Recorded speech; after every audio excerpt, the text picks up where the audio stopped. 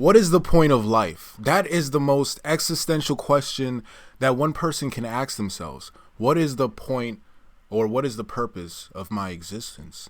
And I always think life is like a movie, right? Where we have a character. You're the character to the movie. As the movie goes, you're supposed to have challenges within the movie, or else it would just be a lackluster movie. When it comes to life, most people seek comfort or a sense of familiarity or pleasure. They just seek happiness. That's the only emotion that they want to hit on repeat over and over. But they're not seeing the bigger picture to their life. A character requires challenges to grow.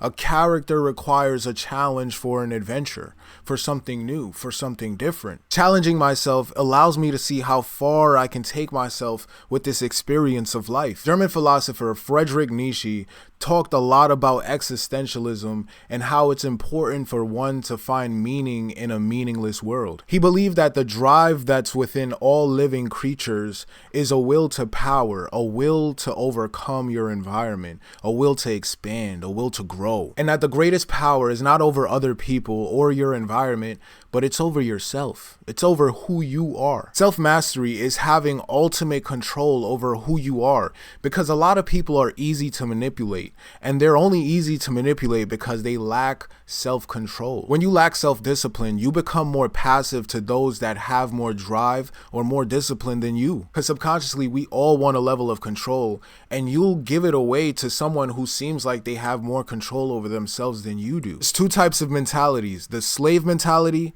and the master mentality. Slave mentality folds to peer pressure, and they're overly concerned with what other people think about them. So they conform with what everyone else is doing because they want to be accepted.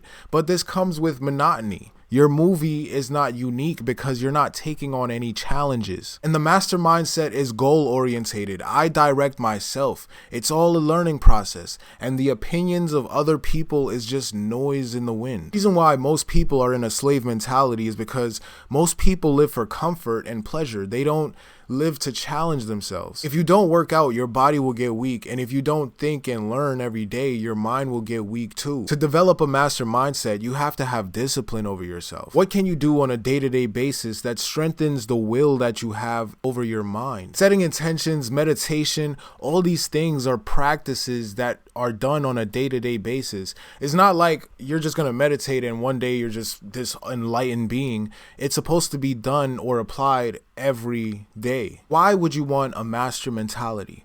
It's because it makes you less susceptible to psychological attacks. The mental slave's only way of feeling power is over other people. They want to control other people when they can't even control themselves. And the way how they control other people is through their emotions. Same way how these people are afraid of pursuing their passions because they're afraid of embarrassment from their peers is the same way how they will try to shame others that try to pursue their passion. Whatever you're passionate about is your potential, because all is mind. Everything is mind. Mind is over matter. If there was no mind here, then none of this would matter. So whatever you're passionate about is like an idea, and that idea is like a seed that's ready to be sprouted when you work on it. An idle mind is a devil's playground, and that's a fact. If you don't have an objective, if you don't have a purpose, if you don't give yourself a purpose, someone else would give you one for you. Just like the saying, if you don't pursue your goals, someone else would use you to pursue theirs. This is how you work on your discipline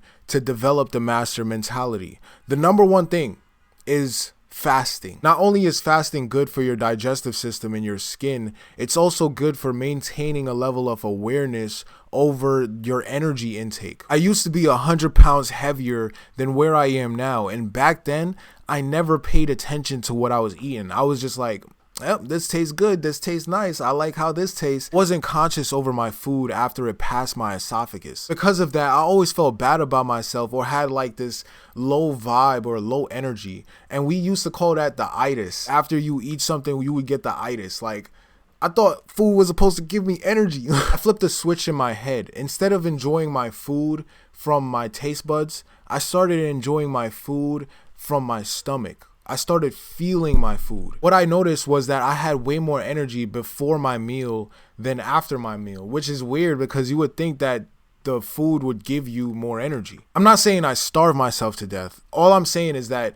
I eat when it's necessary. Before, I was eating when I was bored. I was eating when I had nothing better to do. Even when I felt full, I just wanted to eat something just to stimulate my senses, to feel like I'm doing something. But it actually takes a lot of energy for our bodies to digest our food. That's why we get tired after we eat. Your diet is the first discipline to master. And as you master these disciplines, you start to notice how you become less affected by the impulses. The hunger that's within me is a different hunger that's within somebody who's a compulsive eater. Every time I challenge myself to do something, it's like XP on confidence. You get more confidence when you challenge yourself through difficult things and see that, wow, I can actually accomplish things. Comfort is what kills your confidence, because when you're comfortable, you're not used to any challenge. And so if a challenge were to come your way, which is inevitable, then you're not going to be up for the task. That's why I think Nietzsche's philosophy on will to power is a fact, because